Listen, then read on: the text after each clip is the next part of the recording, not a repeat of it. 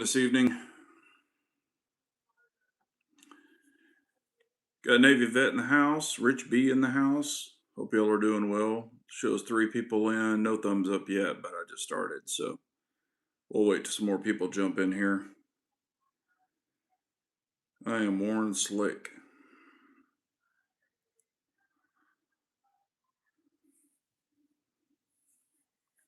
Let me know if y'all can see and hear me and everything okay.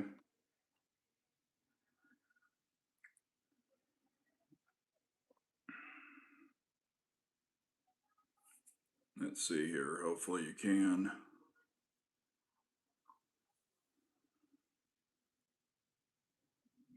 Because YouTube hasn't done an announcement, so I just want to make sure that I am good. So I'm not talking to myself.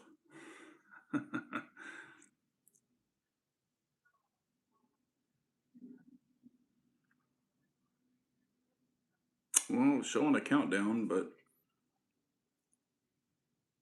oh, disaster effects in there. Howdy, it's been a while since I caught a live. Yeah, how are you doing? Can y'all see and hear me okay? Just want to make sure this thing's clicking.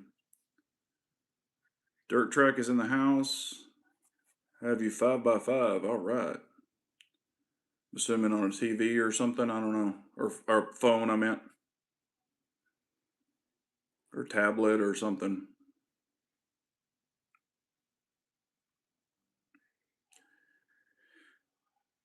But yeah, got the Ford show done, so that is over with. And I do want to get some feedback. I drove a couple of vehicles. Oh, a PC. Oh, 5x5. Okay, gotcha. Um, I drove a couple vehicles and I want to give feedback because I've been in these vehicles, but I haven't. Well, I mean, I've driven a Ford truck. Everybody knows that.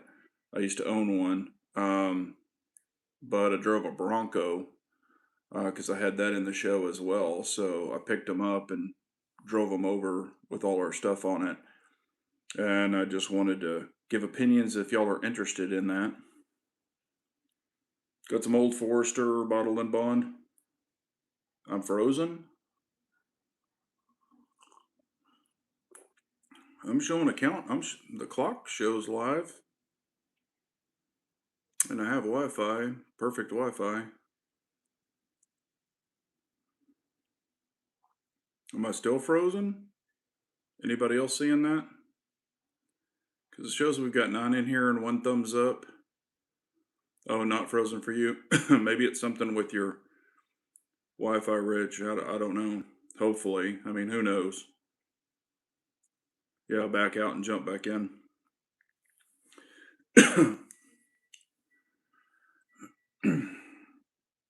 And of course, this is y'all's Q&A. So if y'all have questions, I've got some questions that people have asked, so I put it down here. Just a few. Nothing. I haven't had a bunch of questions, but and if y'all have questions, definitely let me know.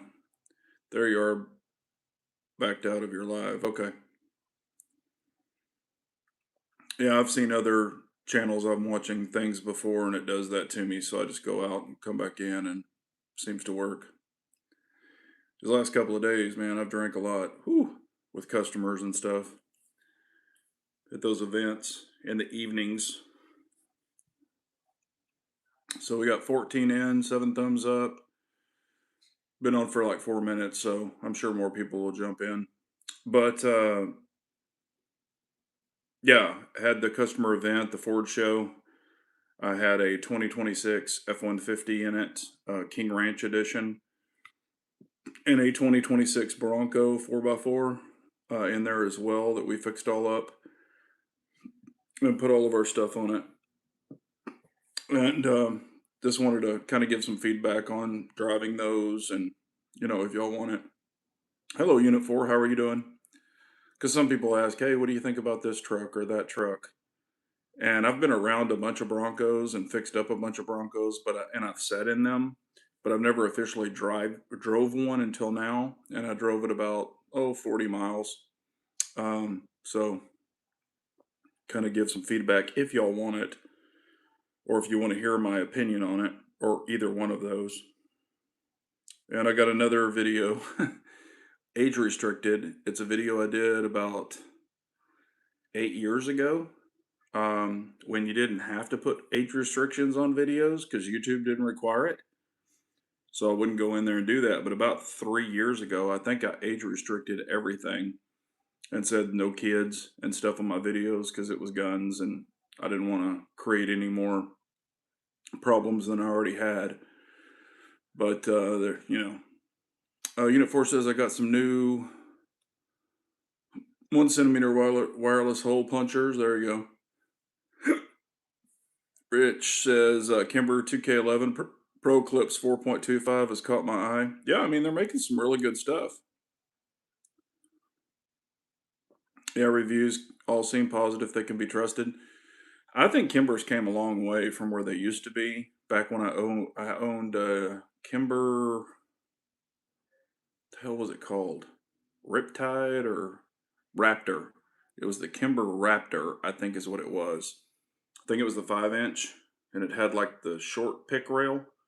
It wasn't the full pick rail for the light, but that was a good gun. But it was way, way, way back when. And then Kimber's kind of took a crap, and then now I think they're pretty good. Everybody seems to really like them. Kimber's problem is SIGs now. Sorry, I got the hiccups all of a sudden from one sip of whiskey.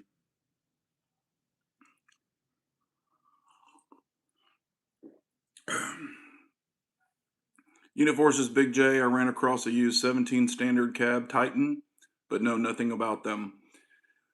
Is it the V8? I know it's a Titan, so it's the full size, but is it the V8? Rich says comparing it to the Staccato XC. Not sure about that. I don't know if I'd compare it to that. Because it does have some MIM parts in it. But, Unit 4 says, yes, 5.6 V8. It's actually a good engine. Titans, I mean, I've got a buddy who's had a Titan for a while. His is the 4-door, and he's got the V8, and he likes it. It doesn't get great fuel mileage, though. Just be aware of that. But what V8 does. But yeah, he really likes it. Had good luck with it. I've driven it. I don't see a problem in it. Doesn't have all the bells and whistles, but honestly, that's just kind of more shit to go wrong when you have all that extra crap. I mean, I've never really been a Nissan guy, but I mean, if you can get a good deal on it, I don't see why not. He's never had any like transmission problems, engine problems, anything like that on his, and he's got 100 and well, the last I checked, it was like 130,000 miles on it, 140,000 miles, something like that. What's up, Pop Doctor? Yes, Pop Doctor did pass the 1,000 mark. So if y'all haven't subscribed to him, please do go over there and show him some more love. He's trying to get approved by YouTube, you know. Rich says, right now I am loading up on magazines and ARs before the July 1st effective. Yep. Yeah, for your state, I definitely would. Yep, get them while you can get them. I mean, it's not like you won't ever use them. And if they're going to grandfather them in, I'd go ahead and grab them. But again, I did fix up the F-150 King Ranch. Not my truck, but borrowed one, put a bunch of stuff on it. Has a 3.5 EcoBoost. I mean, it's a very nice truck.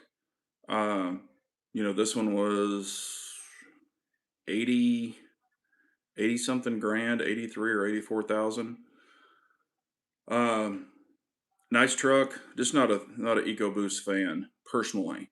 I would want the 5.0. So, but like I said, it was really nice. Had all the bells and whistles because it's a King Ranch. Really nice interior. With the two tones, so that was nice. Change of pace. The Bronco, on another hand, it was a nice unit. It was 58K sticker. Without my stuff on it, of course. It was nice to look at. I didn't fit in it very well. Wasn't super comfortable. Not that a lot of those are, but I did it, man. To me, that thing is so underpowered. I was just like, wow. And I could definitely feel the turbo lag. I was not impressed with that. It had this monster screen in it, which was nice, but where like your windows are, it was kind of weird. Your switches and probably something I'm not used to. But I was not impressed with it. It rode nice, but I was not impressed with it. Rich says I paid 42K for my first house. Yeah, no, I totally understand. It's this stuff's getting crazy with these prices for sure. 19 on 9 thumbs up. So y'all smash that thumbs up. But again, if you're a Bronco fan, cool. If you're not a big galoot like me, if you're a normal sized person, I think it would probably fit a normal sized person fine, but I still think it would be underpowered. If you're used to a really small car, it was super windy that day too, and I did notice, of course, doesn't really have any aerodynamics. It's like a Jeep, which they don't either. So it's kind of like throwing a box through the wind. It's not known for its, smooth aerodynamics, but, you know, I guess it was okay for, some people if that's what they like. I just wasn't a huge fan of driving it. I had one of my other guys drive the King Ranch back and the Bronco back, or each one of my guys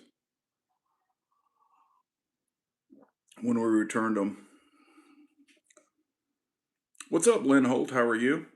But had 2 days with a bunch of my customers.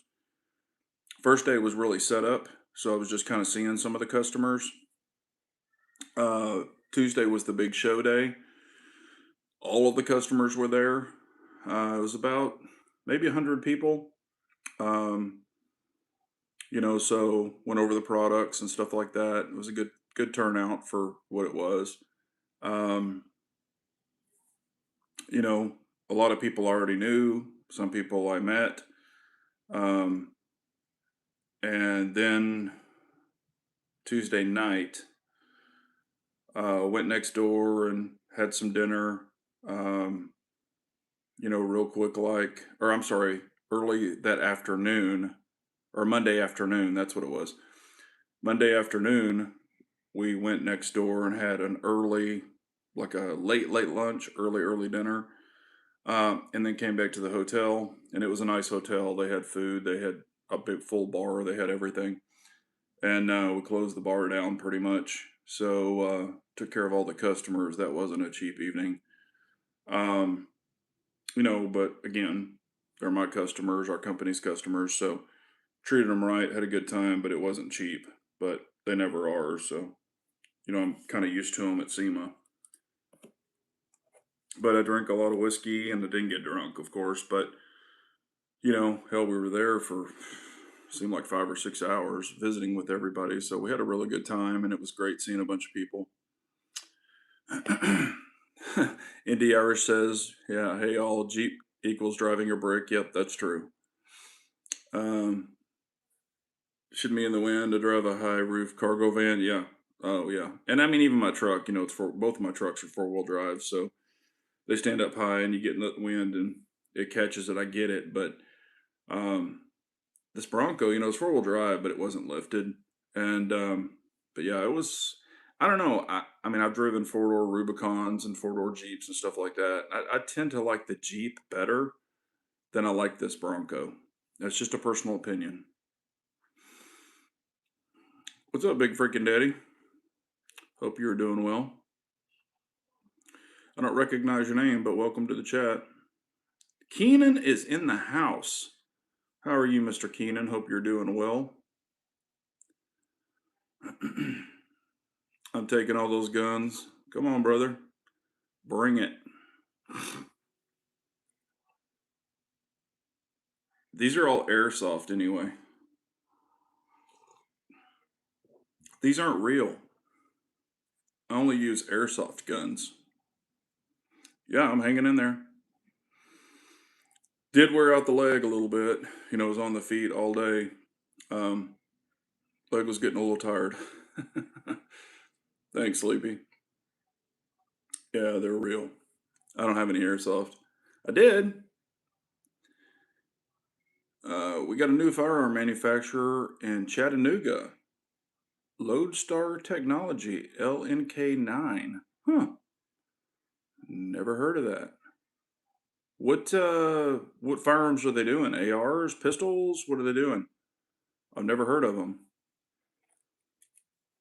Lodestar. I'll write it down.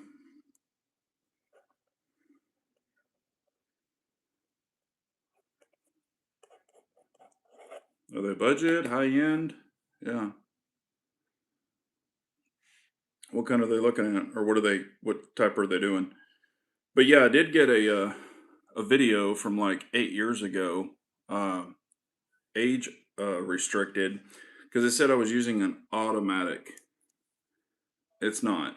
It's a PCC 9mm that I had built. It does have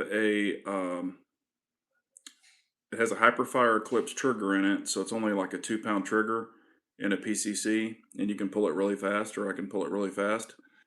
It's not, the forced reset or anything like that. But I guess they didn't like it, so they popped it. Oh, you've heard of it, the biometric smart pistol? Yes, yes, I have heard of it. No, I didn't know that they were. I didn't know they were in Chattanooga. Huh. Yeah, I've seen videos and stuff on it. Wouldn't be anything I would want, but I mean, I guess some people might be into that. I had some questions. Let's see. Oh, I did have a question. What is my favorite 22? If I were going to only buy one, um, kind of for a do-it-all. And this particular person was asking for like a competition type pistol, fun pistol, plinking pistol, kind of a do-it-all. Um, and my recommendation or my favorite, if I have to pick one, and I have, I don't know, three or four 22 pistols. I think I have four. Would be the Taurus TX22 competition. That is my favorite. Um, Now again, it has tandem cross parts in it, so it's got their trigger, it's got you know their comp, it's got other stuff I can't talk about, but it's all tricked out. Works really great, super fast. My wife loves it. It's kind of a go fast type 22, like I've explained in videos. And then I have the Sig P322, and I like it. It's got the tandem cross trigger or trigger shoe in it, and I like it much better. And that's kind of more of a suppressor host. It's good for a suppressor host. Both of them have dots on them. One is slide mounted, one is barrel mounted. Y'all have probably seen them. And then I have a buddy who has been doing competition. I kind of fixed up his Shadow 2, mounted the dot, put some lock grips on it. And so he wanted to borrow the 22 competition to shoot a steel challenge to see what he thought about it. And he's probably going to buy one. He'll get the Taurus Steel Challenge version. They're just not available right now. They don't have them in stock, but he'll get that and then put some tandem cross parts on it. So, but he has it right now using it. I think he has a match this weekend, so he's going to try it out, see what he thinks about it. But I'll let him borrow it, and he's excited about trying it out. I mean, that's my wife's favorite 22. Also, she loves that thing. She shoots it really well, and really likes it. So there's a question to that. Let's see here. Let me catch back up. What's up, Scott? How are you, buddy? Alderman is in the chat. Um, Until they can make a smart car that delivers a drunk safely home without fear of DUI. Let's keep technology away from tools, maybe. Yeah. Unit Forces, can you recommend an inch-pound torque wrench or torque tool for pistol optics installation, Big J? Yeah, I like the smart wrench, or the fat wrench. I'm sorry, it's called a fat wrench. I think it's made by Wheeler. I've had mine for a long time. I really like it. You just kind of set it to where you want it. I think it goes from 0 to 35 inch-pounds, which is plenty. And it's never failed me. It wasn't expensive. You can get them on Amazon, but it's called the Fat Wrench, and I like it. I don't really use their bits. I use other bits, and a lot of them are Torx 10, and I have extended Torx 10. Don't use the short ones. You can get Bosch, DeWalt. They have the really long ones because it'll go, it'll surpass or kind of go deep so it doesn't hit the hood of your optic, even if you've got a tall one like the 507 competition. So buy additional bits. Don't use theirs. I don't even think theirs comes with a T10 in the box or a T15. Some are T10, some are T15. But I've got multiple bit sets, but I always get the long ones for my pistol optics, and they work great. That way they get a better bite too. They're not the true China ones. So that's what I would recommend. Again, I've had it for probably, I don't know, 3 or 4 years. It's worked great. Uh, yeah, it's depending on the optic. Some are 15.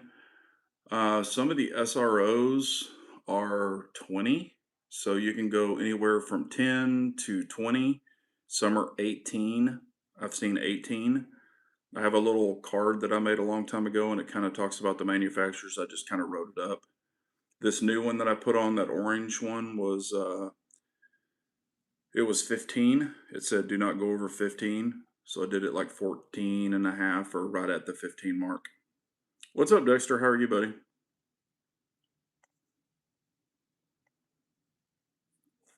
Rich says newbie dot question. How do you know the correct size screws to install? Time for me to try a red dot. What I always do is I take the dot off. Okay, so I'll take the dot off, I'll put the screws in the dot, and I'll look underneath to see how much thread engagement I'm going to get. You want as much thread engagement as you can get, but in order to test without even screwing it into the gun, you can actually take like a paper clip and stick it in the gun hole so it doesn't hit the threads. Mark your engagement, like stick it down in the hole, mark your engagement so you'll know the depth. And then when you put the little screws into your dot and hold it up, you can take that paper clip with a mark on it, you can stick it up there and see how much thread engagement you're going to get. And of course, you'll want to make sure the thread pitch is the same. So do not put the dot on, like take the dot off, just hold your slide and put the screws in to make sure you have the correct thread engagement. You can take a gauge. I've got a thread engagement gauge and know if it's 5/32 thread, all that kind of stuff. But if you can screw it in freely by hand without cross threading it, you're good as long as you have the correct length. Because you don't want to torque it. You want to have plenty of depth in your gun. So, it's not going to wobble. Then once I torque it down properly with the blue Loctite, then, I take the slide and take the dot, try to, see if I can get it to move or wiggle, and then mark it, go shoot it, and let it sit. Or I'm sorry, mark it, shoot it, let it cure, or excuse me, mark it, let it cure for 24 to 48 hours, then put it on and go shoot it. And that's how I test them. And I've never had one come off doing it that way. Yeah, it's the Wheeler. Yeah, that's what I was talking about. I get the Bosch, the really long ones. I've got Bosch and DeWalt. They're T10 extra long and T15s. Gotta have the long ones. Misread your question, then followed up. Wheeler Fat Wrench is the best. I use Fitzik sticks on time, and it didn't measure torque, and I snapped a bit. Yeah, I've had some friends that have used the Fix-It sticks. Fix-It sticks reached out to me a long time ago. I was like, "Hey, do you want to test these?" And I was like, "Not saying they're bad, but I was just like, I kind of have stuff that I know that works." Because what I did is I tested the Wheeler with the correct inch pounds. Then I got my 1/4 inch torque wrench that goes to inch pounds, and I set it to the same, and I checked it. So I was comparing the two. They were pretty much balls on. So then I trusted the Wheeler because it's more user friendly than using a torque wrench at an angle and adding the 90 degree to it. Because you will change the torque a little bit with adding the 90 degree. Not a lot, but some.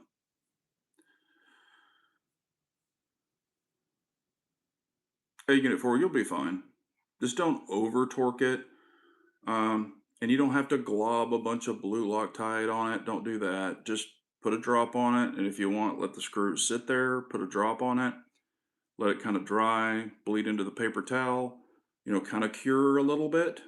So it hardens. You can even do that overnight, let it harden, and then screw them in the next day. And a matter of fact, a lot of the little screws now come with blue Loctite. Some I trust, some I don't. Kind of like using my own blue Loctite. I use, what is it, the 242? I think it's 242. Dexter says, rough start to the week. 4 stitches in my finger. Had a chisel slip. Ew. Work treating me like I did a bad thing. Since the workman's comp. Damn. That happens, man. That happens to the best of us. Use only good screws on Hollow Suns. The Chinesium screws don't cut it. Yeah, and you can buy those kits. I think I don't know who, well, like Lynn's saying, I have used some of the Hollow Sun screws, and knock on wood, I haven't had a problem, but I tend to test them, kind of run them in there, see what I like, what I think about them. But I do have a pretty good collection of them now. Very much so ready to leave the job as soon as I can find something else. Gotcha. What's up, Disastrous Effect? How are you?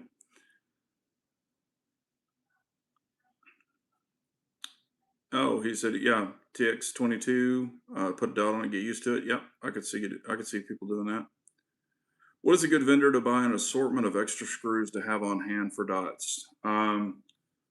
There's actually a or a red dot screw kit. I want to say I saw it on Amazon, and I thought it was U.S. manufacturer. They were calling it fasteners, small fasteners, I believe, but it was under red dot. Also, you can go online. There are companies who do it, kind of like what Lynn was saying. Not so much, Dexter. That if you're adding extensions and all of that, it can. But when you're going straight, it's not. Now, if you're adding, let me rephrase that. If you're adding wobblers and things like that, yeah, you can get frequency like kind of out of whack. But if you're depending on the bolt, not a screw, but a bolt like on a vehicle, you can be a little plus or minus on some. But you can have some variations. If you're adding, what is it, 90 degree angles to that to torque spec, then that really can throw it off. So you got to be careful with that. McAllister car. Okay, cool. Yeah, just a little blue Loctite. You don't need a lot. Well, boss said I can use a chisel anymore because I clearly don't know what I was doing. I mean, I used to use chisels all the time in aviation, popping rivet heads off, but it's all about how you hold it too. You'll get, you can be really finesse with it, or you can, manhandle it and then bash yourself up. So, Fastenal will always have any fastener you need to buy. Yep. I used to go to, there was a place in Denton, and it was Denton Bolt, and they had everything. And I used to go down there and buy a bunch from them. But that's where I could physically drive to it. Someone told me at the last gun show that Ace Hardware has some of those little drawers labeled gun grip screws. Good to know. I didn't know that Ace Hardware had that. Hmm. But yeah, there's a kit. I mean, that I've seen it on. I've seen it online before. Dexter said while I was trimming out for a switch box in a V match, so it needed to be tight, but it was off just a little bit, so I needed to trim it. Gotcha. We've all been there and done that. Busting knuckles, and wait till you have to get heads off of a vehicle and they're freaking frozen. Those are not fun. You will bust knuckles. What is up, Trigger Bar? Trigger Bar is growing like crazy on his channel. If y'all haven't checked out Trigger Bar, please do. He does a lot of ammo testing and really puts that PhD to some testing. Oh damn, your Ace Hardware sells ammo? Ours didn't. They shut down a little while ago in our local one. But didn't I haven't been to one that sells ammo.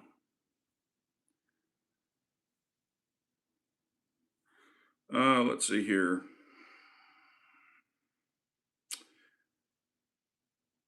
Oh, I had I had I we talk about it sometimes, but I had a race car question or a street racing question. Street racing is illegal, but the question was, how do you get your tires to hook up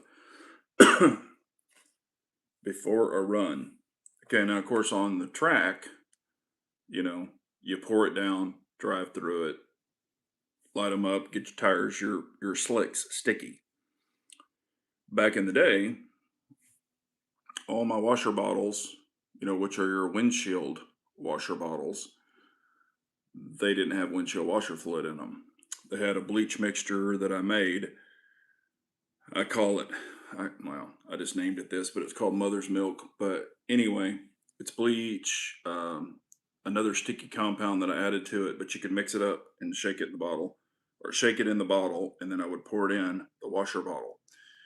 But what I did is from the washer bottle, where it would normally go to the windshield wipers, the two hoses, I changed the hoses out to fuel lines because bleach, this chemical, will actually eat the rubber compound and melt it. So if you use heavy duty fuel lines, it will not melt it. So I would run those all the way through the frame body of the vehicle, have them come out and punch out at the rear wheels. So they would hang right at the rear wheels with a metal attachment. It was copper actually, because it would patina, but it wouldn't clog with copper. And I would mount them inside the fenders. If you can kind of imagine this, the hose comes up, has the nipple on it. I would screw it inside the fender, so it's right here, right at the edge of the tire, facing, I guess, the forward part of the fender. So you got your fender, and it would stick right here, and here's your tire. And I would change it out the regular pump because it could not handle it. It couldn't pull enough volume. The old vacuum pumps where you'd push the button and it would squirt on the windshield.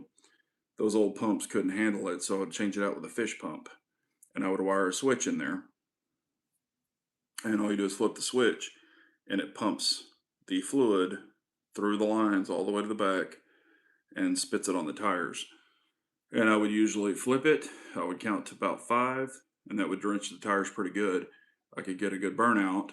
And back in the day, on all of my street cars, I ran Mickey Thompson. They were called a street slick, but they were legal because they had 3 treads. They only had 3 treads, but they were legal and they had a wear bar. So when you go get a state inspection, you could drive with them, but it would really chew them up because they're such soft compound. Because they're made for racing, but it would chew them up. But they are officially street legal because they had 3 treads, one on the outside, one in the center, and one on the inside, with a wear bar indicator. So, and that's how it would heat the tires up. So that's just an old school trick. Learned that a million years ago. It works if you're into that. But I had somebody ask about that, so figured I'd share it. I've said this before, that I used to fill it up in the washer fluid, but I never explained it, and I think that's what this person was asking about.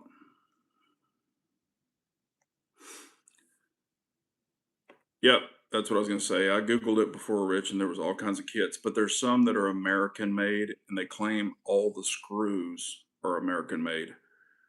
So they could say American assembled, and they're just taking the Chinesium screws and throwing them in the box and send them out to you. But there's like a kit where you can get a whole bunch of them. But you're going to find the common ones.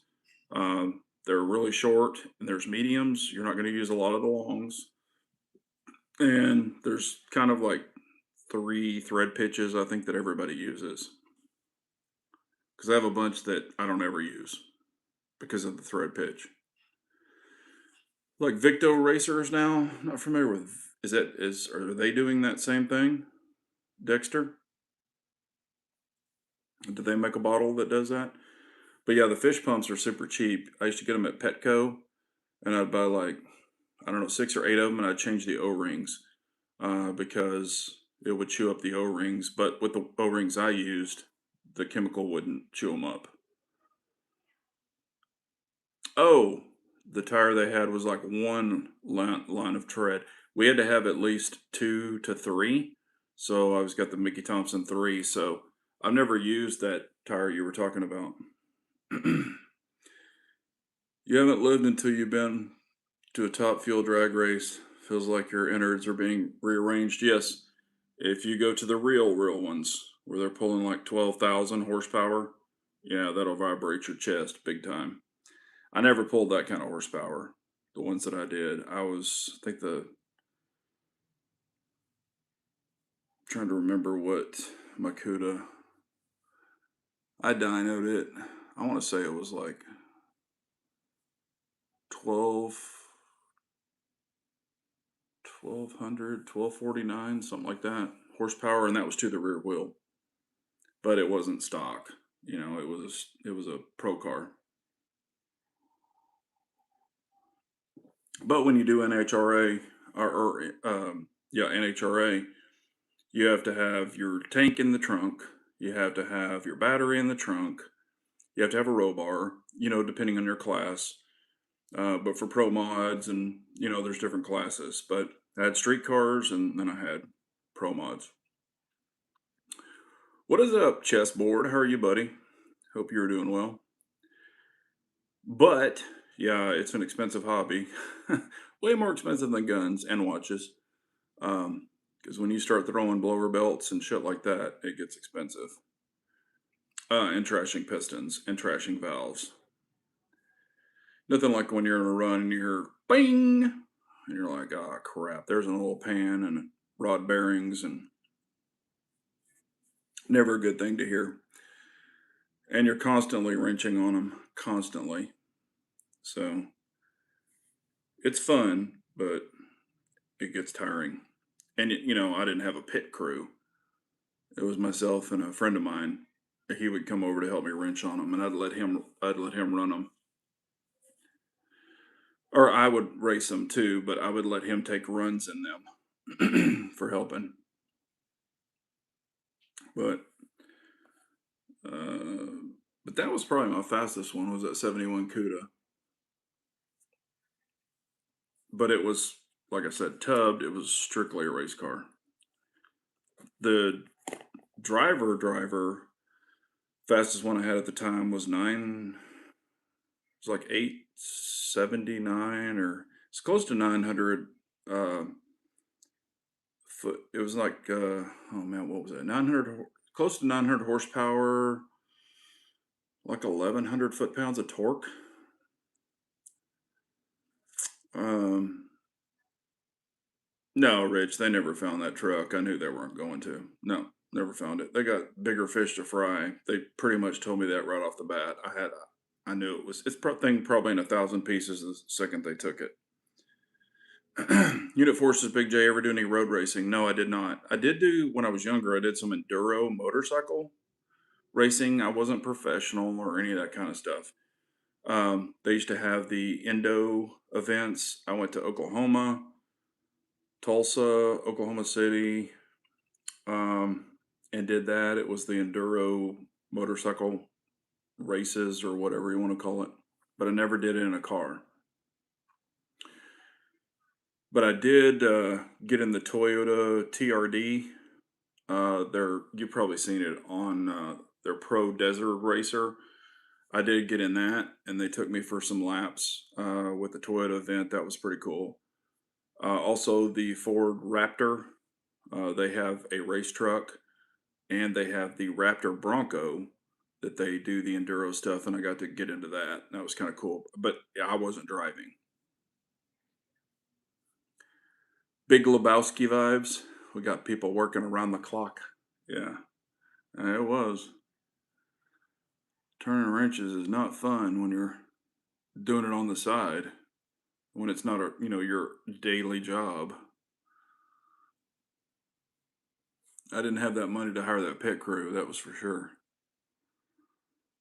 Because man, you get into car parts, heads, and I mean engines and stuff. What is up, MD Polo? There's another channel in the house. Y'all go over and check out MD Polo and give him a subscribe. He's a good guy.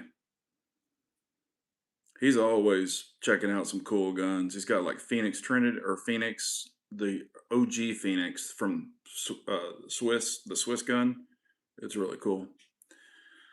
Rich B, Chevy Tahoe versus Ford Expedition. Ugh.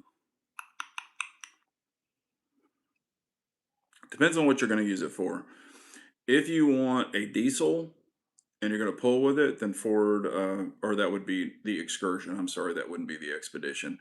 If I was going between those two, the Expedition gas and the Chevy Tahoe gas, I'd be Chevy Tahoe all day. And I've owned Tahoes, Z71s. I mean, I would stay with the Chevy Tahoe, just in my opinion. Of course, get what you like. Now, if you're talking Excursion and you want the diesel engine, definitely the Ford Excursion for the big one. Yep, Phoenix Redback, Phoenix Drake, yeah. Those are some cool looking guns. And if y'all don't know what the Phoenix Redback and the Phoenix Drake is, it's kind of a CZ type gun, but really, really nice. I mean, it's like super nice. They're proud of Tahoes these days. Oh yeah.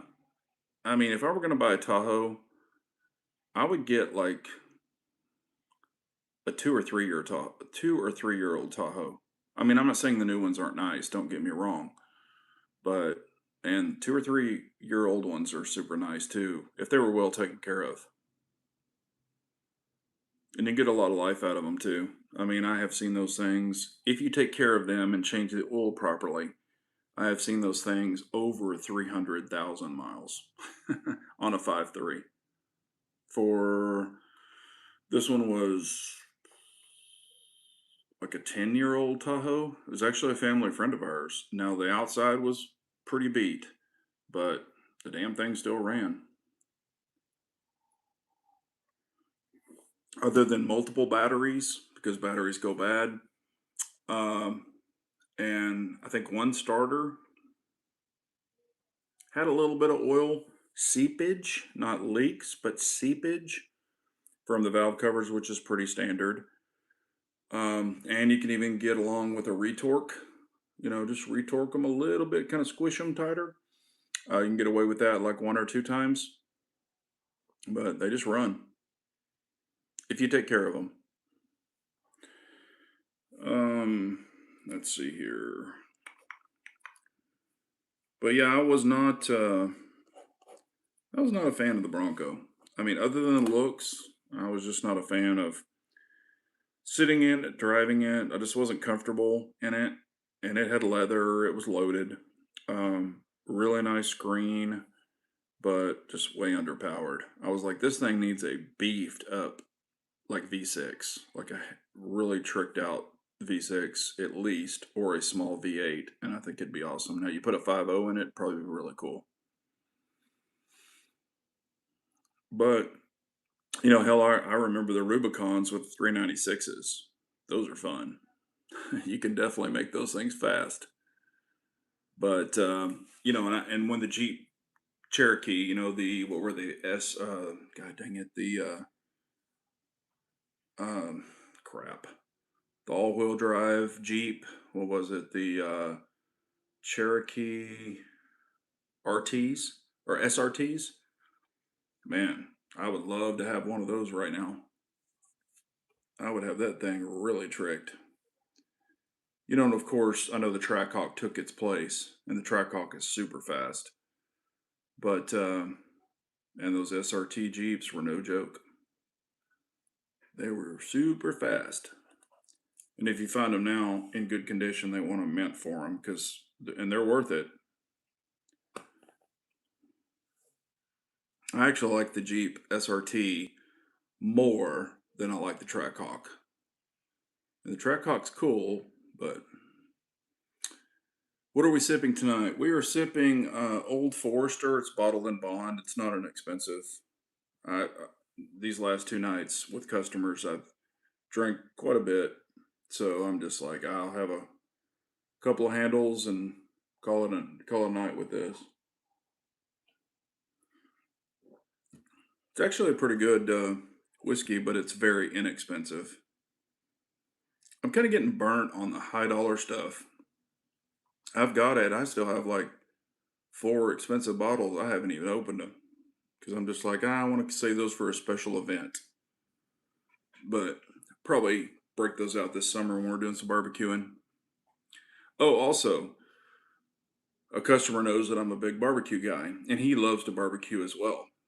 And I've got it in the icebox now, but I haven't been able to eat it because we had that event, and he brought it to that event for me because I was setting up a big display at his facility.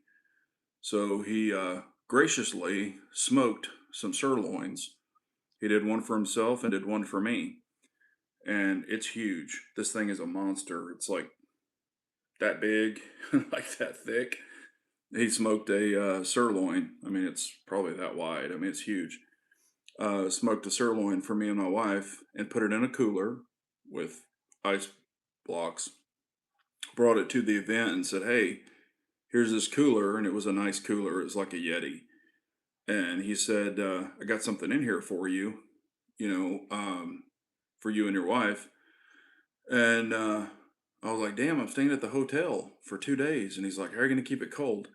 So I called my wife and I was like, "Hey," and they had shipped me another box of parts that I needed. It was supposed to come Saturday.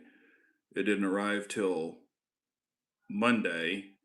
And that's when I was doing the show setup. So I asked her, I said, "Can you bring me that package and pick up the smoked sirloin?"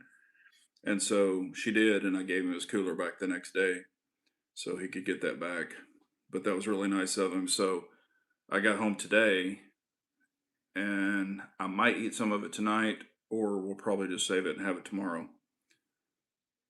Because I want to heat it back up the correct way, not microwave. I don't like microwave meat.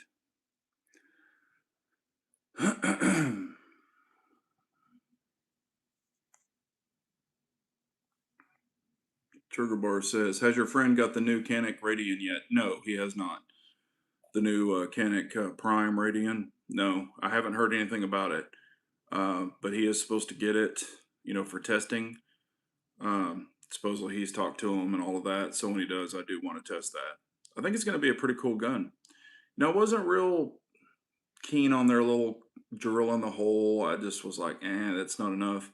But that Prime definitely has me, or excuse me, the Radian version of the Canic Prime definitely has me. Not that I need another polymer gun. I've talked about it. But I'm like, that one could be interesting because it's bigger than the Shadow Systems, which I really like the Shadow Systems CR920XP. But I think that's going to be even more substantial for my hands, but a slimline version. Uh, for not that I'm going to stop carrying my Shadow 2 Compact or my Staccato C2 or any of my Glock 19X or any of that.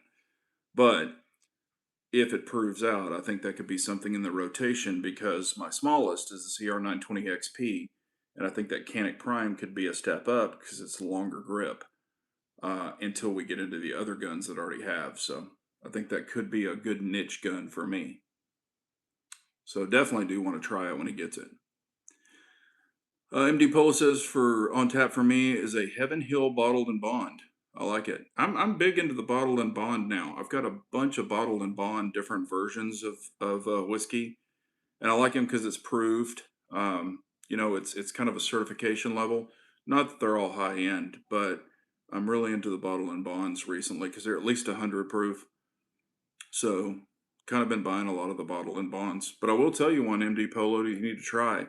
It's very inexpensive, but man, it tastes great. It's Evan Williams. Evan Williams Bottled and Bond. It's like 27 bucks for a big bottle, but it tastes way above what it should be. I think it's super slept on. And I finished the bottle and I'm like, I got to go buy another bottle. I really, really like it. But it is the Bottle and Bond Evan Williams. So if you're looking for something inexpensive and you're like, hey, I want to try something different, and it's good neat, it's good, with a little bit of ice, drop of water, whatever, but I think it's really, really slept on. And a friend turned it on or turned me on to it, and I'm like, this is a great whiskey. So very underappreciated, I believe. Pop Doctor says my buddy has a monsoon canic. Shoots flat as yeah. I can imagine. Yeah, I can imagine. But yeah, we'll have to see how that pans out with that new Radiant. I think it's going to be a pretty good gun. I mean, I love all the Radiant products that I've tried. I like Radiant safeties for ARs. I have played with a Radiant trigger, and I've played with a Radiant AR, a full Radiant AR, and it was nice. And I love the ramjets. Every ramjet I've tried that they've made has been great. I did shoot my buddy's 40, I think it was a 43X. Not a big 43X guy, but it did shoot good for a 43X. And also, I don't know, did y'all hear that Glock is now making for the 43X and the 48? They're making a stock 15 round mag, and it will be an OEM Glock. I don't know if y'all heard that, but it is true. I thought it was a joke at first, but Glock has officially came out with it. So we'll see how that works out. Pop Doctor says the ramjet on my Gen 6 Glock transformed the gun. Exactly, just like my 19X. I like the 19X, but once I put a ramjet on it, and afterburner, I was like, this really woke that gun up. And it actually made it to where I really liked Glock, or really liked that Glock. And of course, it's molded and stippled, and it's got all the. I did everything in the world to it, so it's not stock, but I really like it a lot for a Glock. Unit 4 says, I saw a YouTube thumbnail that said, should you use a carry rotation? Is that a preference or a situational consideration or something other? I've been asked that a lot, and people can always do what they want. I think I saw that pop up too. Was it HR Funk or something? I don't really watch him, but I think it popped up. But I've always done a rotational carry. I mean, even from way back. Some people say you should only have one gun, and that should be the gun you train with for the rest of your life and trust your life to it. But yes, I use a rotation because depending on where I'm going, if I'm going, I'll just say it, if I'm going to Houston, you know, some other areas, I don't want to name every one of the cities. I want a higher capacity gun. That's just my preference. And of course, yes, you can carry backup mags and you can carry all these other things. I get that, and I do that. But I want more capacity if I can get it. And a lot of my carry guns, where one could have more capacity over another, one could have a better trigger than another, you know, one could have a little bit bigger dot window than another, one might be flatter than another. So that's why I like having a different carry rotation. One could be single action, one could be single action, double action, one could be striker fire. So that's why I like having a carry rotation. I have an area where I have 6 guns currently that are in that carry rotation. So it could be a steel gun, it could be a polymer gun, or steel and polymer, such as the staccato. So that is my preference. It's not everybody's. Some people have a Glock 19 and that's their go to war gun or their everyday carry gun. I get it, you know, and I'm not telling them that they're wrong. I get told I'm wrong all the time for having a rotation, but like y'all know me, I always just say please carry whatever you choose to carry. And there are times where I need a slimline gun, so I'll use the Shadow System CR920XP over one of my bigger, wider guns, depending on what I'm wearing. So I kind of dress, you know, I guess I might dress around the gun, and then depending on where I'm going. So that is why I use a carry rotation. All of my carry guns now, if I carry it, it has a light and a dot. Maybe I'm wrong, but here's the thing. Everybody's like, well, you don't need a light if you're during the day. Okay, when I go out of town, I'm carrying the one pistol. I'm not carrying a pistol for the dark and a pistol for the light, or for the daytime. So I want one pistol that has a light and a dot, and that's what I'm using for the week. Far as pistol, I could carry even a rifle or PDW with me, depending on the areas, but dominantly it's pistol. Just being honest, and I always want a light on there, and also just because I'm not activating the light doesn't mean I'm not using the light. And what I mean by that is with my grip, my thumbs are really long, so I will use the light body as leverage, to kind of like a step or a gas pedal or a whatever. Because I actually have to pull my thumb back to activate a lot of the lights, if you follow me, because I've got big old thumbs. They're long. So it's just a hand thing with me. And of course, I'm a bigger guy, so I can carry, a wider platform with a light. And I carry the X300. I've carried big guns, 5-inch guns with a light because I'm a big guy. I'm tall. So some people are like, I don't like the lights. It takes up too much space. And I get it. I totally understand. So I always say Unit 4, what works for you might not work for another person, or they choose to not carry a rotation or not a light. There's nothing wrong with that. It's just personal preference. And it's great that we have different choices. Navy Vet says, will they be polymer mags for the 43X? Yes, they're like polymer, they're an OE standard Glock mag. So they have the polymer casing around them, just like the other mags for the 19, etc. Trigger bar says life's too short to carry one gun, even if it kills me. Yeah, I mean, like I said, I like carrying, and I also like carrying different trigger groups.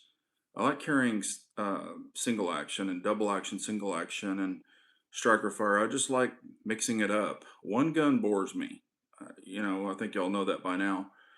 And most of mine are customized, or I fix them to where they fit my lifestyle, or what I like.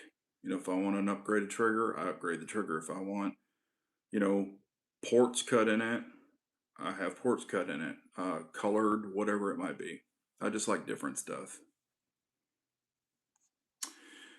MD Polo says you need to try Old 55 Indiana bourbon. You have told me that before. Okay, Old 55 Indiana bourbon. I'll write that down and see if my store has it. Indiana farmers, and they control the whole bourbon process, growing of the grain. Okay, I will ask my favorite store if they have it or if they can get it. If they can get it, I will get it. I pre-ordered 2 of the new 15 round Glock mags from Glock. Okay, cool. Yeah, MD Polo, let me know. Shoot me a text, and after you shoot them and test them and stuff, let me know what you think about them. And if they get your approval, I don't have a 43X or a 48, so I won't be testing them. But let me know if they work, and I can, say, yep, MD Polo blessed them, because I'm sure a lot of people are excited for them. I would be if I had a 43X or a 48. And I like the gun because that's the whole knock of them. They've only had the lower capacity, or, standard, or I guess is what they were calling it at the time. But I think that's going to be a good thing for all the people who have those guns already. I mean, if you can go buy a mag and change the capacity, there's nothing wrong with that, especially if you don't have to get extensions and make them longer. Because you could do that before, but now if you don't have to, why not? And I always thought, man, Glock can put more rounds in these mags. Shield Arms did it, so why couldn't Glock do it? I mean, but again, I would be more apt to buying the OE mags just because I would trust them, and I think hopefully they would do their homework and they would work. Navy Vet says bourbon is what I used to drink. Can't drink anymore for health reasons. I totally get it. Navy vet. Totally understandable. Yeah, I enjoy bourbon and, whiskey. Not really a beer guy, man. I had some of these guys, they were buying like pitchers and they're like, oh, here's a beer, or, chase it with your whiskey. And I was like, okay, I'll be nice. And when I was having some sips of that beer, and I was just like, it's just not for me. Not that I hate beer, but I'm just like, wasn't really, beer's just not really my thing. I get too full with it, and I don't drink a ton of it anyway, but it just seems to bloat you. MD Polo says, I don't believe in a carry rotation. Can you be 100% proficient with several guns in a life and death situation? No, I totally get it. I feel that I'm very proficient with striker fire. I feel, just in my own opinion, I'm very proficient with double action, single action. And I feel I'm very proficient with single action because I've carried 45s since I was, you know, uh, since I was officially 21. Um, officially. But I just enjoy all the different trigger groups. And I want to be proficient, I guess, to my ability. I'm not anybody special, but I enjoy those trigger groups. So I want a different rotation. And of course, once I take that out and I'm like, okay, here's the gun that I'm carrying, whichever trigger group it might be, I know what it is because it's in my pants. I put it there. So I know what I have for that day or that week. Um, and I feel comfortable with those particular firearms of those six that I've chosen because I have a lot of time behind those six. Not just 100 rounds, not 200 rounds. I got thousands of rounds. All of those guns, if I pulled them out, laid them on the table, said, here's my rotation. And I've got books. I could say, hey, I've got 5,000 rounds for this gun, whatever the book, I'll mark them in there. Um, I could give you stats on those guns. So, and they have to be, gone through kind of the gauntlet to make sure that they're worthy.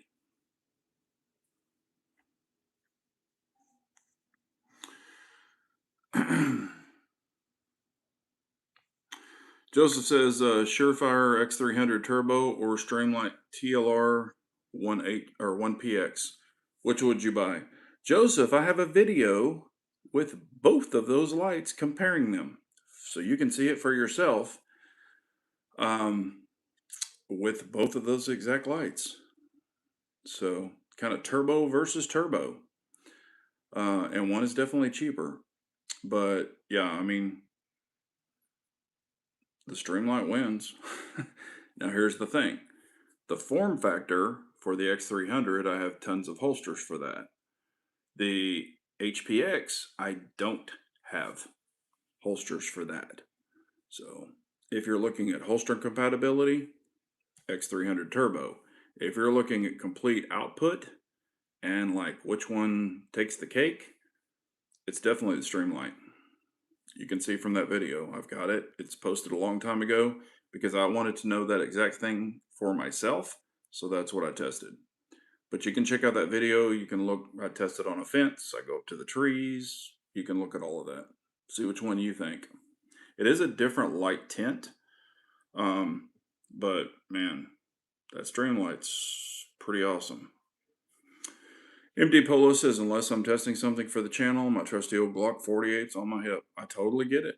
No, there's nothing wrong with that. I have friends that are the same way. They're just like 19, my Glock 19. I'm like, totally understandable. Yeah, I mean, everything on my opinion is my opinion. Do you ever try Knob Creek? Yes. Yeah, and one that I tried a long time ago and I didn't really care for was the TX, Texas. It was the TX. And I tried it again. What was it? Monday night? Yeah, I tried it again Monday night. And I hadn't had it in a long, long time. And I was like, it's okay. But I tried it at this particular bar and I was like, this actually tastes pretty good. So I actually kind of fell in love with the TX. I don't know if they changed because I complained about it like 2 years ago. I was like, this is just, it's not right. So I don't know if they changed their formula for their whiskey or what they did, but it actually tasted better, or if it was that particular bottle, because sometimes you'll get this bottle and that bottle, and they're the same brand, and one will taste different than the other. But I actually did enjoy it. But and I like Knob Creek. I have a bottle in there. I mean, it's good. Navy Vet says already switched the mag release for the SA mags. Not ready to switch back. Yeah, if your stuff's working, go for it. No to Knob Creek. Yeah. I'm not the biggest Knob Creek fan, but if that's what someone has and they're like, "Hey, would you like a Knob Creek? It's the only whiskey I have." I'm like, "Yeah."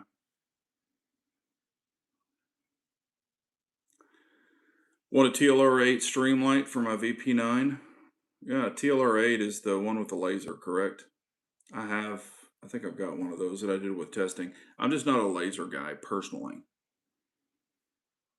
Just not a laser guy, but I know a lot of people like it. Basil Hayden's, yep, I've got Basil Hayden's. I had that. I mean, I've got a bottle in there, but I drink that occasionally too. I like Basil Hayden's. Woodward Reserve, yep. There is a Woodward. Ugh, I never can say it. Woodford Reserve. It was a special edition. A buddy of mine bought me a bottle of it a while back, and the special edition was really good. But the other one was good. It was good, but the special edition was really good. MD Polo says I have the opportunity to purchase a Shadow 2 compact carry from a friend. I'm on the fence. Thoughts? Okay, for me, this is just a me problem. I don't care for the carry because of the two decockers on the sides, but I have XXL hands. Don't think I don't if I remember correctly, I don't think you're going to have that problem. But when I grip it, as my normal grip, it cuts here, catches me right there with one decocker, and when I come over here, it catches me there with the other decocker. I don't like it. That's why I prefer the regular Shadow 2 compact. Plus, the trigger is a little bit lighter because, of course, you're adding in the decocker. Now, of course, that one is drop safe, you know, firing pin block. The other one's not, but I don't care about that. Carrying the quarter cock position with the safety off on any CZ. That's the way I carry it. If it is double action, single action, I carry the Czech style, so it's the OG. I think the Shadow 2 carry is a great gun. I think it's really cool. I've put my hands on it. It just doesn't fit my hands properly. You can still use the lock grips on it. You can still use the lock magwell on it. So you're good there. And of course, it's already milled for an RMSC, which I prefer the RMR. But, you don't have to have a plate. So if you could get it for a good price, hell, I'd buy it. I would still buy it even though it's not perfect for my hands. I could still adapt to shoot it, but I just don't like changing a lot of stuff if I don't have to. But I mean, I think it's a great gun.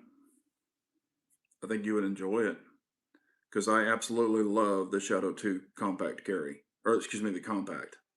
It's one of my favorite guns. I love Basil Hayden's. Yeah, Basil Hayden's has about what do they have, like 3 or 4 different versions? A Tony Stark laser. Yeah, there you go. Disaster Effect says a laser just shows how shaky my hands are. Maker's Mark is not bad. It's kind of like just basic. I don't think it's a bad choice. If you just want to grab something, a lot of people grab Maker's Mark because it's kind of known. Maker's Mark on ice, yeah. I like a lot of stuff neat, or with like one tiny ice cube. Um, but I drink a lot of it neat. And Depot says, love my lock grips. Yep, lock grips are awesome. If you want to save some money on some lock grips, you can use the discount code BJGG10. Save you 10%. Wife says I'm not allowed to make decocker jokes. Yeah. And I like guns with decockers. My PO7, I did, even though it's convertible, so I can change it. I did keep the decockers on both the PO7s and both the PO9s. Some decockers don't come into play. They don't bother me at all. The PO1 Omega, I hate the decocker. It's in the wrong place for me. It does not work. The PO1 regular, the decocker doesn't bother me. It's just the Omega version, and I do prefer the Omega trigger. But again, I just say whatever person, if you put your hands on it and it fits like a glove and it works for you, use it. If it doesn't work for you and you're like manipulating yourself for one gun, that's probably not the one for you. So that's what I would do. All right. Thanks, MD Polo. Take care, buddy. 18 thumbs up, a couple out there to get. So we got what, 22 people and 18 thumbs up. I'm in the Omega. You can switch to a safety though. Yep, that's true. That's what I was saying. And yeah, you can change it to a safety. Just depends on, and that's why sometimes I run the decockers. Sometimes I just keep them with the safeties, or they can't be changed, like the Shadow 2 Compact. But it's a different setup for me. And I love the PO7. I mean, that's one of my guns in my carry as well.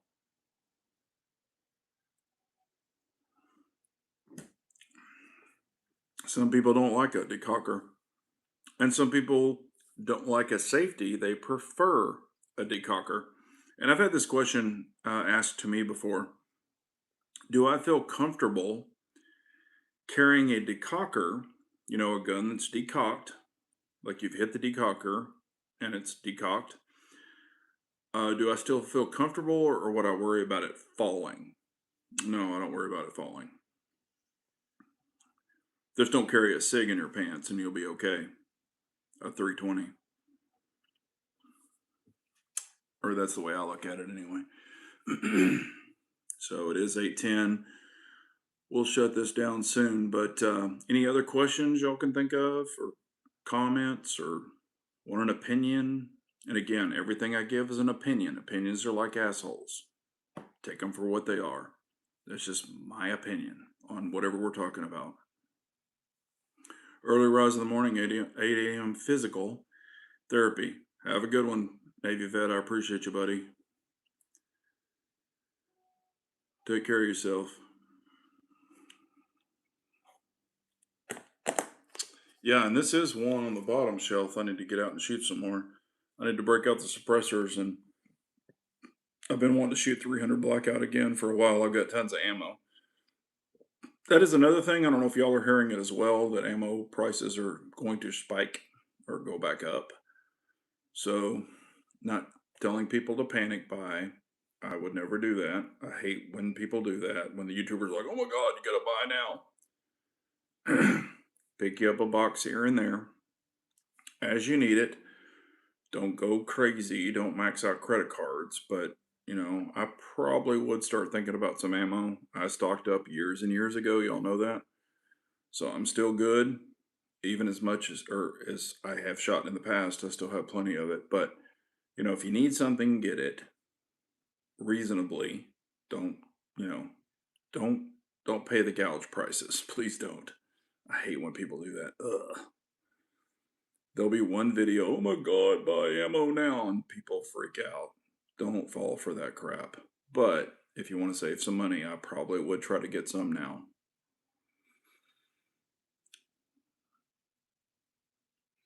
I just ordered, and it was all down for me. It was all down. Was it ammo? Is that what you're talking about?